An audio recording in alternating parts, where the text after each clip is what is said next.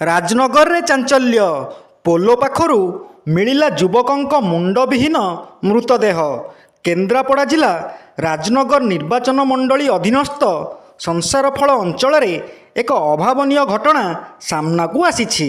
ସଂସାରଫଳ ମଦ ଦୋକାନଠାରୁ ମାତ୍ର 100 ମିଟର ଦୂରତାରେ ଥିବା ଏକ ପୋଲ ପାଖରୁ ଜଣେ ଯୁବକଙ୍କ ମୁଣ୍ଡବିହୀନ କ୍ଷତବିକ୍ଷତ ମୃତଦେହ ଉଦ୍ଧାର କରାଯାଇଛି।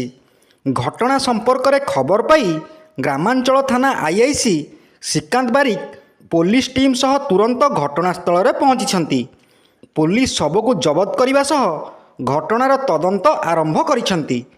ମୃତ୍ୟୁର କାରଣ ଅସ୍ପଷ୍ଟ ଥିବାବେଳେ ଯୁବକଙ୍କୁ ହତ୍ୟା କରାଯାଇଛି ନା ଏହା ପଛରେ ଅନ୍ୟ କିଛି ରହସ୍ୟ ରହିଛି ସେ ନେଇ ଏପର୍ଯ୍ୟନ୍ତ କୌଣସି ସ୍ପଷ୍ଟ ସୂଚନା ମିଳିନାହିଁ।